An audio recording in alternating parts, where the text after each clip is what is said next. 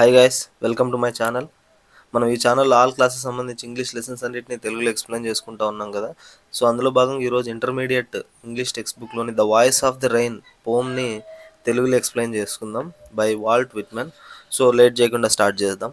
ఇది ఈ పోయెట్ వర్షన్తో మాట్లాడుతూ ఉంటాడు అనమాట, the voice of the rain. So చూద్దాం. And who art thou said I to the soft falling shower. So సాఫ్ట్గా, చాలా జెంటిల్గా, సాఫ్ట్గా పడుతున్న ఆ షవర్ని, ఆ రెయిన్ని ఇతను అడిగాడు అనమాట. హూ ఆర్ దౌ అంటే హూ ఆర్ యూ అని అర్థం. హూ ఆర్ యూ, సో ఎవరు నువ్వు అని చెప్పి అడిగాడు. Which strange to tell gave me an answer as here translated. So విచిత్రంగా, చాలా స్ట్రేంజ్గా అది రిప్లై ఇచ్చిందనమాట. ఆ రెయిన్ తనకు, ఆ షవర్ అంటే దట్ మీన్స్ ఆ రెయిన్ తనకు రిప్లై ఇచ్చింది.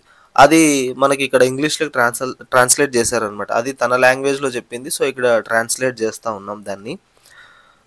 I am the poem of the earth said the voice of the rain. అది ఇట్లా చెప్పిందంట, నేను ఈ పోమ్ ఆఫ్ ద ఎర్త్ని, ఈ భూమికి పోమ్ లాంటి దాన్ని అని చెప్పి. అంటే ఒక పోమ్ ఎట్లయితే బ్యూటీని, మీనింగ్ని ఇస్తుందో మనకు, అట్లనే ఈ రెయిన్, ఈ వర్షం మన అర్త్కి లైఫ్ని, బ్యూటీని ఇస్తుంది కదా. సో అందుకే దాన్ని పోమ్ ఆఫ్ ది ఎర్త్ అంటా ఉన్నా. I am the poem of the earth said the voice of the rain. Eternal I rise impalpable out of the land and the bottomless sea. So ఇక్కడ చూడండి, ఇంపాల్పబుల్ అంటే something that cannot be touched అనమాట.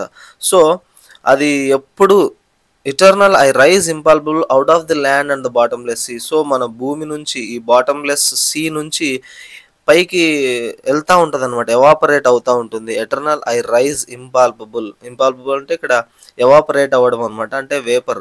మనం దాన్ని చూడలేము, touch చేయలేము కదా వేపర్ని.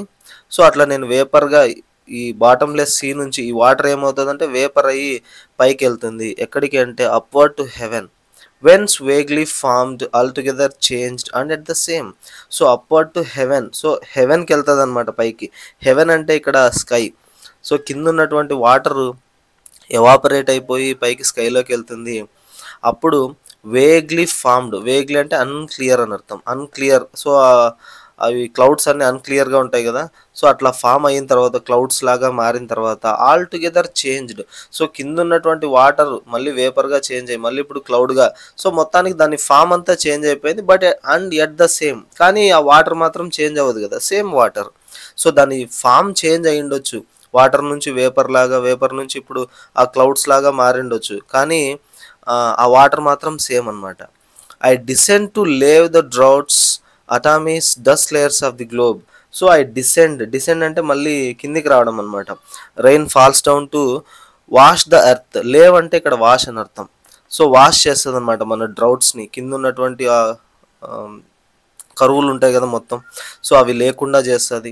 And atomics అంటే అటామిక్ పార్టికల్స్ అనమాట, చిన్న చిన్న టైనీ పార్టికల్స్ని క్లీన్ చేస్తూ ఉంటుంది. And dust layers of the globe, so మన అర్త్ మీద ఉన్నటువంటి డస్ట్ లేయర్స్ అన్నిటినీ అది క్లీన్ చేస్తూ ఉంటుంది.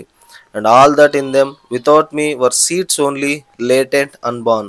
సో ఈ గ్లోబ్లో, ఈ అర్త్లో ఉన్నటువంటివన్నీ ఈ వాటర్ లేకపోతే, అంటే ఈ రెయిన్ లేకపోతే ఎలా ఉంటాయంటే, వితౌట్ మీ వర్ సీడ్స్ ఓన్లీ విత్తనాలు మాత్రమే. ఆ విత్తనాలు మొలకెత్తావు కదా, ఈ వర్షం లేకపోతే ఎలా ఉండేవో అలా ఉంటాయన్నమాట. సో విత్తనాలు మనం నాటినా కూడా వర్షం పడకపోతే అవి మొలకెత్తలేవు కదా, వాటర్ లేకపోతే. సో వితౌట్ మీ, నేను లేకుండా ఉంటే అవి సీడ్స్ ఓన్లీ విత్తనాలు మాత్రమే, అంటే విత్తనాలుగా మాత్రమే ఉంటాయి. లేటెంట్ అంటే హిడెన్, అన్బార్న్, సో పుట్టకుండా భూమి లోపలనే దాచిపెట్టినట్టు ఉంటాయి అన్నమాట, అవి బయటకైతే రావు. And forever, by day and night, I give back life to my own origin and make pure and beautify it. So forever, ఎప్పటికీ, by day and night, రాత్రి పగలు, I give back life to my own origin. So నేను పుట్టిన దానికి నేను నా లైఫ్ని ఇస్తూ ఉంటాను. సో మై ఓన్ ఆరిజిన్ అంటే ఏంటి, ఇక్కడ ఎర్త్. సో నేను పుట్టినటువంటి వాటర్ ఎక్కడ పుట్టింది, ఎర్త్కి. సో దానికి తిరిగి నేను లైఫ్ని ఇస్తూ ఉంటాను ఎప్పటికీ. And make pure and beautify it. So నా అర్త్ని ప్యూర్గా అండ్ అందంగా మారుస్తూ ఉంటాను నేను అని చెప్పి. For song issuing from its birth place after fulfilment, wandering reck'd or unreck'd duly with love returns. So ఈ పాట అంటే వన్స్ క్రియేటెడ్ బై పోయెట్ అనమాట, travels from one person to another, ఒకరి నుంచి ఒకరికి వెళ్తూ ఉంటుంది. For song issuing from its birth place after fulfilment, wandering reck'd or unreck'd duly with love returns. So మనం పట్టించుకున్నా పట్టించుకోకపోయినా ఈ సాంగ్ అనేది, అంటే ఈ వాటర్ సైకిల్ ఎలా అయితే తిరిగి వస్తూ ఉంటుందో, సేమ్ అట్లనే ఇది స్ప్రెడ్ అవుతూ ఉంటుంది అనమాట. ఇది ఈ పోమ్ యొక్క మీనింగ్. మీ అందరికీ అర్థమైంది అనుకుంటున్నాను. Thank you for watching.